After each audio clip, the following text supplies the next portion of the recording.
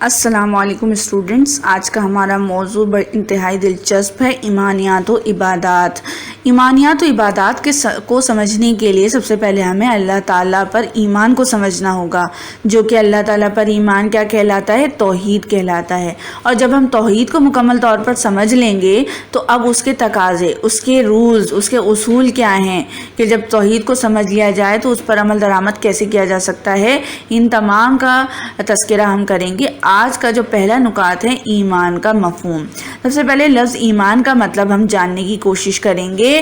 لفظ ایمان کا مطلب 1 2 3 4 معنوں پر مشتمل ہے۔ اس کے 4 معنی کیا ہیں کہ ہم مان لیں، تصدیق کر لیں، حق سمجھ لیں اور یقین کر لیں۔ یہ تمام معنی مفہوم ایمان کے ہیں۔ اب ہم اس کو اپنی عملی زندگی میں کیسے سمجھیں گے؟ ایسے سمجھیں گے کہ اللہ تعالیٰ ہی کو عبادت کے لائق مانیں اور وہ اکیلا ہے، اس کا کوئی شریک نہیں، اس کو ماننا بھی ایمان ہے، توحید ہے۔ اور ساتھ ہی حضرت محمد صلی اللہ علیہ وآلہ وسلم کو اللہ کا آخری نبی ماننا اور وہ قیامت تک ان کے بعد کوئی نبی نہیں آئے گا، یہ بھی تسلیم کرنا ایمان کا حصہ ہے۔ یعنی اب ہمارا ایمان مکمل ہو گیا ہے۔ ساتھ ہی اب آگے چل کے ہمیں کیا کرنا ہے کہ اب مزید ایمان کو سمجھنے کے لیے اللہ کی دی ہوئی ہدایات کس نے ہمیں دی، کس نے ہمیں سمجھایا، اللہ کون ہے، اللہ کیسا ہے، اللہ بے نیاز ہے، ان تمام باتوں کا علم ہمیں انبیاء نے دیا، اس کے نیک بندوں نے دیا، جو آہستہ آہستہ دور کے مطابق، دور کی مناسبت سے انبیاء نازل ہوتے رہے اور آخری نبی حضرت محمد صلی اللہ علیہ وسلم پر اختتام ہو گیا رسالت کا سلسلہ۔ تو ان تمام باتوں کو سمجھانے کے لیے ہم تک اللہ پاک نے اپنے احکامات اور ہدایات بھیجی، اور ان پر یقین رکھنا اور اس پر عمل کرنے کا نام بھی ایمان ہے۔ مزید ایمان کو سمجھنے کے لیے جو ہمیں مدد ملتی ہے وہ ایمان مجمل سے ملتی ہے۔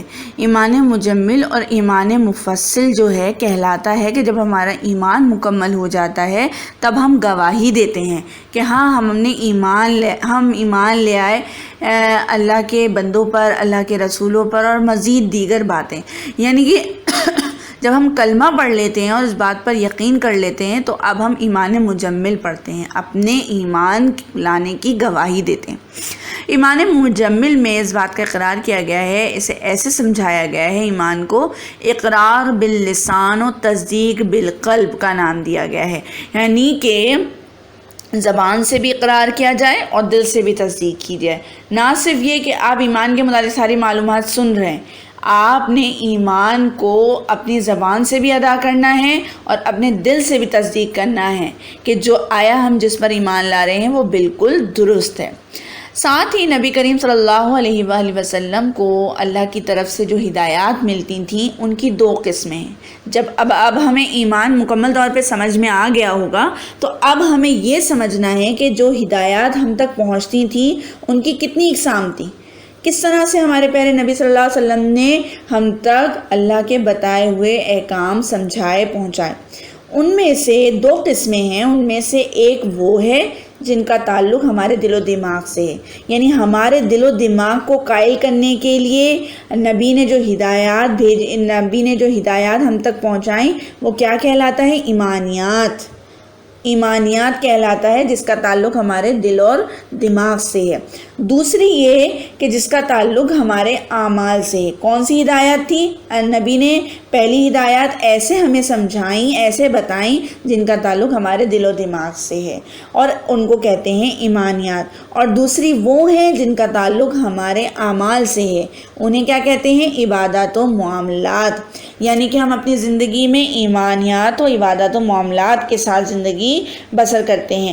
مثلا ایمانیات کا مفہوم اور سمجھنا چاہیں تو ہم ایسے سمجھ سکتے ہیں کہ ایمانیات میں کیا کیا چیزیں شامل ہیں؟ اللہ تعالیٰ پر ایمان رکھنا، فرشتوں پر ایمان رکھنا، کتابوں پر ایمان رکھنا، رسولوں، یوم آخرت، تقدیر اور موت کے بعد دوبارہ زندہ ہونے پر ایمان لانا شامل ہے۔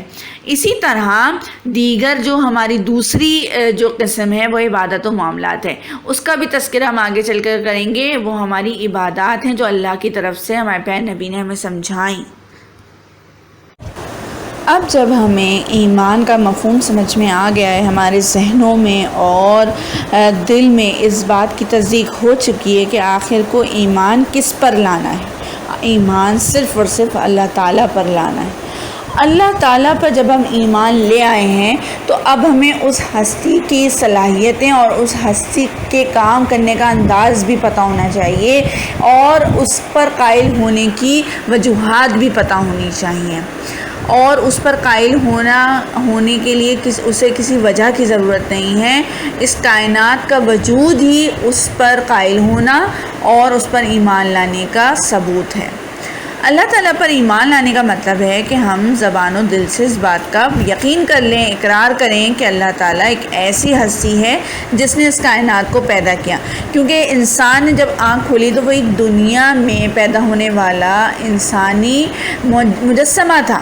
سب سے پہلے وہ اس کائنات کو دیکھے گا کہ یہاں موجود جو چیزیں ہیں، جو مجھے والدین ملے ہیں، یہ سب کس کی عطا ہے، کس نے دیے ہیں، کس نے پیدا کیے ہیں، تو آٹومیٹکلی وہ جو ہے اللہ پر ایمان اس کا پختہ ہوتا چلا جائے گا۔ پھر مزید اسے اللہ کے احکامات یاد دلانا، یہ سب انبیاء کے احکامات یاد دلانا، یہ سب آگے کی باتیں۔ سب سے پہلے تو وہ جس پر ایمان لاتا ہے اس ہستی کی تخلیق کو دیکھتا ہے، اس ہستی کی وجہ تخلیق دیکھتا ہے، اس کو پیدا کرنے اور اس کو انتظام چلانے میں اپنے آپ کو وہ کسی کا شریک نہیں کرتا، کسی کو شریک نہیں کرتا۔ وہ ہر وقت ہر جگہ موجود ہے، ہمیشہ سے ہے اور ہمیشہ رہے گا۔ زمین و آسمان پر جو حاکمیت ہے، جو حکم ہے، جو اقتدار ہے، وہ اس کے قبضۂ قدرت میں ہے۔ کائنات کی کوئی چیز اس سے چھپی ہوئی نہیں ہے۔ وہ انسان کے دل و دماغ میں آنے والے تمام خیالات تک سے واقف ہے۔ وہی رزق دیتا ہے، زندگی اور موت کا اختیار اسی کے پاس ہے۔ وہ اکیلا ہے، معبود ہے، ہر چیز پر قدرت رکھنے والا ہے۔ وہ تمام خوبیوں کا مالک ہے، اس کی ذات ہر قسم کے عیب اور کمزوری سے پاک ہے۔ اللہ تعالیٰ کی ذات وحدہ ہے، لا شریک ہے، کوئی بھی اس کے مقابل، مد مقابل یا اس کی برابری کرنے والا نہیں ہے۔ اس سے ہمیں کیا معلوم ہوتا ہے کہ اللہ تعالیٰ کی صفات انکاؤنٹیبل ہیں، وہ گنی نہیں جا سکتی ہیں، انہیں تصور نہیں کیا جا سکتا کہ ان کا اختتام کہاں پر ہے۔ بس اللہ جو ہے وہ تمام خوبیوں کا مالک ہے، تمام اقتدار کا مالک ہے اور ہر طرح کے فیصلوں کا بھی مالک ہے۔ اب جب ہمیں ایمان کا مفہوم سمجھ میں آ گیا، پھر ہم اللہ پاک پر ایمان لے آئے ہیں اور اب ہم تمام ان باتوں سے واقف ہیں جس کے تحت ہم ایمان کے قائل ہوئے ہیں اور اللہ تعالیٰ پر ایمان لائے ہیں، یعنی کہ اللہ ہی اقتدار کا مالک ہے اور وہی اس کائنات کو چلانے والا ہے۔ اب ہم نے اس بات پر تصدیق بھی کر لی ہے اور اب ہم اس بات کے لیے رضامند بھی ہیں اور مکمل اور کامل ایمان کے ساتھ ہم نے اس بات کا اقرار کیا ہے۔ اب بات آ جاتی ہے انسانی ذہن کی، انسانی عقل کی۔ اب عقلی ثبوت سے ہمیں کیسے پتہ چلتا ہے کہ اللہ پاک کا وجود ہے، وہی اس دنیا کو چلا رہا ہے؟ ان تمام باتوں کا تذکرہ اب ہم کریں گے نکات کے ذریعے۔ ان نکات کو آپ کاپی میں بھی تحریر کر سکتے ہیں اور اپنے الفاظ میں بھی خود سے تحریر کر سکتے ہیں۔ اگر ہم غور کریں تو معلوم ہوگا کہ کوئی بھی چیز خود بخود وجود میں نہیں آئی۔ جب ہم غور کریں، معمولی چھوٹی سے چھوٹی چیز بھی، مثلاً کاغذ ہو، پینسل ہو، میز ہو، کرسی ہو، ان تمام کا کوئی نہ کوئی بنانے والا ضرور ہے۔ تو پھر اتنی بڑی کائنات خود بخود کیسے وجود میں آ سکتی ہے؟ یہ کائنات ہی اللہ تعالیٰ کے وجود کی کھلی دلیل ہے۔ نمبر 2، کائنات کے نظام پر اگر ہم غور کریں تو ہر شے میں نظم و ضبط، بیلنس نظر آتا ہے۔ سورج کا طلوع اور غروب ہونا، چاند ستاروں کی گردش، چاند ستاروں کا گھومنا، ایک سمت میں گھومنا، دن رات کا بدلتے رہنا، دن کے بعد رات اور رات کے بعد دن کا آنا، ہواؤں کا چلنا، موسموں کی تبدیلی، ان تمام کا ثبوت ہے کہ یہ نظام خود بخود نہیں چل رہا، بلکہ یقیناً کوئی ہستی ہے جو اس نظام کو چلا رہی ہے۔ نمبر 3، جس سے ہماری عقل کو ثبوت ملتا ہے کہ آیا وجود باری تعالیٰ ہے۔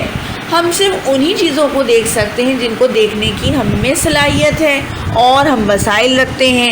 یہی وجہ ہے کہ ہمارے محدود وسائل یعنی ہماری محدود سوچ اور محدود صلاحیتوں کی بنا پر ہم بہت سی چیزیں اپنی آنکھوں سے نہیں دیکھ سکتے، ہماری آنکھوں سے وہ اوجھل ہیں، تاہم ان کا وجود تو بہرحال مسلم ہے۔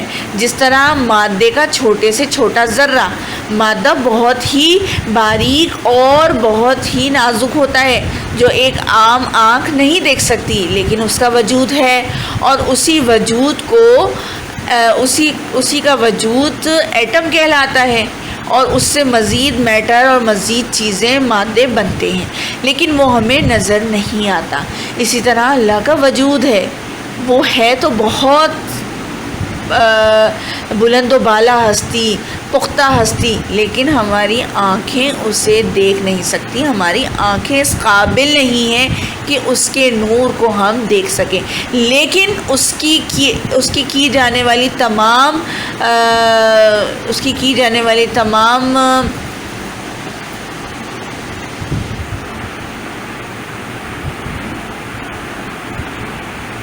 جب ہم نے ایمان کو اچھی طریقے سے سمجھ لیا ہے، ایمان کا مفہوم اب ہمیں سمجھ میں آ گیا کہ ایمان کیا ہے، پھر ہم نے سمجھا کہ ایمان اللہ تعالیٰ پر کیوں لانا ہے اور ہم کیوں قائل ہو گئے کہ ہم اللہ پر ایمان لے آئے، اللہ کی صلاحیتیں، اللہ کی بے نیاز صلاحیتیں، اللہ کی ناختم ہونے والا اقتدار، اس کی صلاحیت، ان تمام پر ہم ایمان لے آئے ہیں۔ اب ہماری جو عقل ہے، انسانی جو عقل ہے، اس کو ثبوت چاہیے کہ آیا ہم جس پر ایمان لائے ہیں وہ نظر آ رہا ہے یا نہیں۔ تو وجود باری تعالیٰ کے عقلی ثبوت اب ہم پڑھیں گے۔ اگر ہم غور کریں تو معلوم ہوگا کوئی بھی چیز خود بخود نہیں بنتی، وجود میں نہیں آتی۔ معمولی سے معمولی چیز بھی، مثلا کاغذ، پینسل، میز، کرسی، کتابیں، ان تمام کا کوئی نہ کوئی بنانے والا ضرور ہے۔ تو پھر اتنی بڑی کائنات جیسے ہی ہم نے آنکھ کھولی ہمیں نظر آئی، وہ خود بخود کیسے وجود میں آ سکتی ہے؟ یہ کائنات اللہ تعالیٰ ہی کے وجود کی کھلی دلیل ہے، اس بات کا کوئی انکار نہیں کر سکتا۔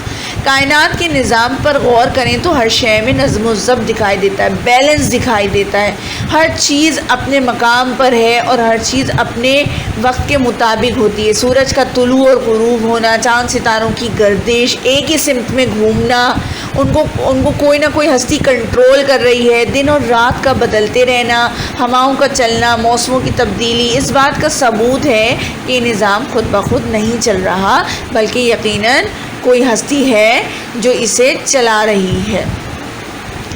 اب آ جاتے ہیں کہ ہم صرف انہی چیزوں کو دیکھ سکتے ہیں جن کو دیکھنے کی ہم میں صلاحیت اور وسائل ہیں۔ یہی وجہ ہے کہ ہمارے محدود وسائل ہیں اور محدود صلاحیتیں ہیں، جس کی بنا پر ہم ہر چیز کو اپنی آنکھوں سے نہیں دیکھ سکتے، اور بعض چیزیں ہماری آنکھوں سے اوجھل ہیں، جیسے ہوا ہمیں محسوس ہوتی ہے لیکن وہ نظر نہیں آتی۔ اسی طرح سے بہت سی ایسی چیزیں ہیں جن کا وجود ہے لیکن ہمیں وہ نظر نہیں آتی۔ بہرحال وجود تو مسلم ہے۔ جس طرح مادے کا چھوٹے سے چھوٹا ذرہ ایٹم موجود ہے لیکن وہ ہمیں نظر نہیں آتا، بہت چھوٹا، بہت باریک، بہت نازک ہوتا ہے، اور اسی کے وجود سے اور دیگر چیزیں بنتی ہیں لیکن وہ ہمیں نظر نہیں آتا، اس کا وجود ہے۔ اسی طرح اللہ تعالیٰ کا بھی وجود ہے، مگر وہ ہماری آنکھوں کی صلاحیت اتنی نہیں ہے، اتنے وسائل ہماری آنکھوں کے اندر نہیں ہیں کہ ہم اس کے نور کو دیکھ سکیں۔ اب آپ کے سامنے موضوع سے متعلق سوال اور جواب ہے۔ سب سے پہلا سوال، ایمانیات سے کیا مراد ہے؟ نیز اللہ پر ایمان کا کیا مطلب ہے؟ اس کے جواب کو تحریر کرنے میں آپ مدد لیں گے کتاب سے اور میری گفتگو کے مفہوم سے۔ نمبر 1 ہیڈنگ آپ بنائیں گے ایمانیات سے مراد، اس کو آپ 3 سطروں میں تحریر کریں گے پیراگراف کی صورت میں۔ نمبر 2، اللہ پر ایمان کا مطلب۔ اس کو آپ کم از کم 6 پوائنٹ میں تحریر کریں گے، یعنی کہ 6 سطروں میں اسے لکھیں گے۔ یہ آپ کا جواب مکمل ہو جائے گا۔ اب آپ کا ہے سوال نمبر 2، وجود باری تعالیٰ کے کیا کیا عقلی ثبوت ہو سکتے ہیں، تحریر کریں۔ جواب آپ کس طرح سے لکھیں گے؟ نکات کی مدد سے پہلی ہیڈنگ ہوگی وجود باری تعالیٰ کا ثبوت، 2 سطروں میں تحریر کریں گے۔ اس ہیڈنگ میں آپ یہ لکھ سکتے ہیں کہ وجود باری تعالیٰ کا ثبوت مندرجہ ذیل نکات کے ذریعے سمجھایا گیا ہے۔ پھر آپ اس کے نیچے نکات یعنی ہیڈنگ بنائیں گے کائنات کا وجود، اس کو بھی آپ پیراگراف کی صورت میں تحریر کریں گے اور میری دی گئی ہوئی گفتگو کی مدد سے تحریر کریں گے۔ نمبر 3، کائنات کا نظام۔ کائنات کا نظام بھی آپ پیراگراف کی صورت میں تحریر کریں گے۔ اللہ تعالیٰ کا وجود مسلم ہے، یعنی جتنا کچھ میں نے وجود باری تعالیٰ کے عقلی ثبوت کے متعلق سمجھایا، ان کے متعلق آپ اس کا جواب تحریر کریں گے۔